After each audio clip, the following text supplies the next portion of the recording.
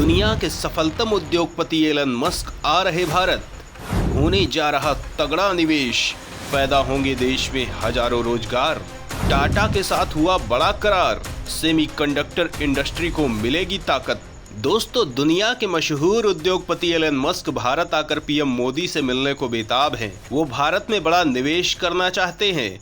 PM Modi देश को ऊंचाइयों में ले जाने के लिए लगातार बड़े कदम उठा रहे हैं। उनका मानना है कि बिना आर्थिक विकास के देश जगसिरमौर नहीं बन सकता है और आर्थिक विकास के लिए बेहद जरूरी है कि देश में औद्योगिकीकरण हो, तकनीक का विकास हो। यही वजह है कि उनके द्वारा लगातार औद्योगिक विकास के लिए संभावनाएं निर्मित की जाती हैं। उन्होंने गुजरात के सीएम रहते हुए एलन मस्क से पहले ही मुलाकात की थी। तब अपने बिजी शेड्यूल से समय निकाल के मस्क ने उस वक्त के गुजरात के सीएम को अपनी इंडस्ट्री के बारे में जानकारी दी थी। अब जब वो देश के दूसरे पीएम का कार्यकाल खत्म करके तीसरी बार नेतृत्व के लिए मैदान में हैं, तब एलन मस्क भारत आ रहे हैं। सवाल उठता है कि आखिर एलन मस्क के भारत आने के पीछे का क्या है मकसद? किन किन मुद्दों पर हो सकती है चर्चा? क्या आने वाला है बड़ा निवेश? तो दोस्तों, एलन मस्क पहली भारत यात्रा पर आ रहे हैं। वो पीएम मोदी से भी मिलेंगे। वो अपनी 2 कंपनियों इलेक्ट्रिक कारें बनाने वाली टेस्ला और सैटेलाइट इंटरनेट कंपनी स्टारलिंक का काम भारत में शुरू करना चाहते हैं। कयास लग रहे हैं कि मस्क भारत में 2 से 3 बिलियन डॉलर के इन्वेस्टमेंट की बात कर सकते हैं।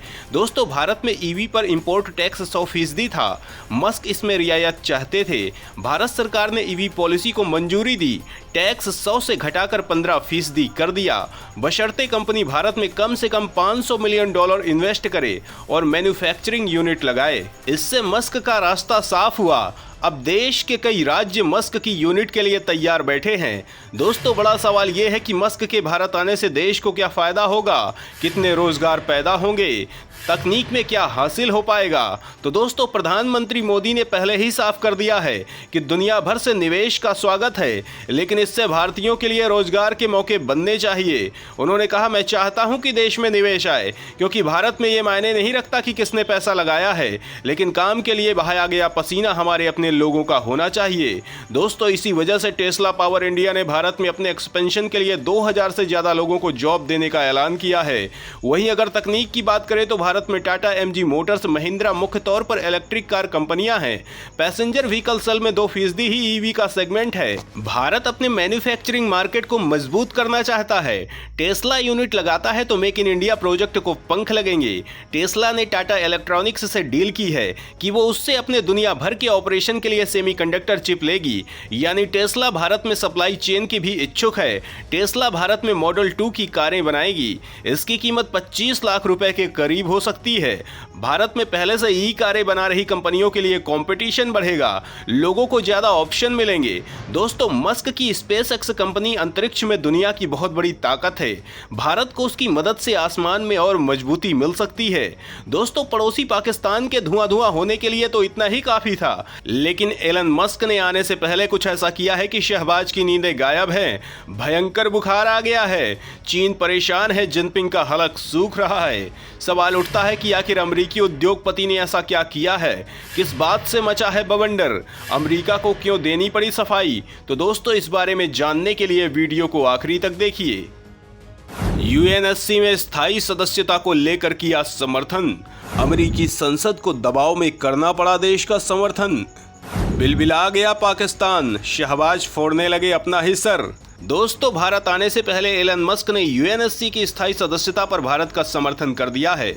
उन्होंने इस बात के लिए हैरानी जताई है कि भारत जैसे ताकतवर और जनसंख्या के हिसाब से सबसे बड़े देश को सुरक्षा परिषद में स्थायी सदस्यता तक नहीं दी गई है। दोस्तों, मस्क के एक्स पर किए गए इस पोस्ट के बाद सुपर पावर दबाव में आ गया और अमेरिका ने इस पर सफाई देते हुए कहा है कि हम सुरक्षा परिषद में सुधारों का समर्थन करते हैं। दोस्तों, भारत लंबे वक्त से सुरक्षा परिषद में सुधार और विस्तार की मांग करता रहा है। सवाल उठता है कि आखिर भारत किस आधार पर सुरक्षा परिषद में स्थायी सदस्यता की मांग करता है? स्थायी सदस्यता मिलने से देश कितना मजबूत हो जाएगा?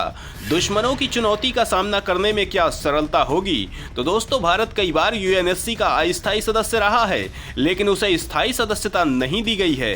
भारत का मानना है कि वो अपनी अर्थव्यवस्था के आकार, जनसंख्या में सबसे पहला और दुनिया का सबसे बड़ा लोकतंत्र है। इस आधार पर वह संयुक्त राष्ट्र सुरक्षा परिषद में स्थायी स्थान का हकदार है।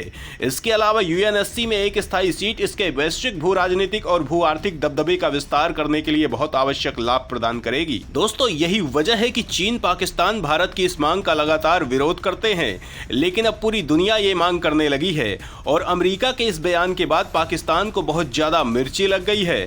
बीजिंग में टेंशन है और बौखलाए शहबाज ने बड़ा कदम उठाया है। दोस्तों, भारत को लेकर यह भिखारी मुल्क ऐसे ऐसे डिसीजन लेता है जिससे खुद ही बर्बाद होता रहता है।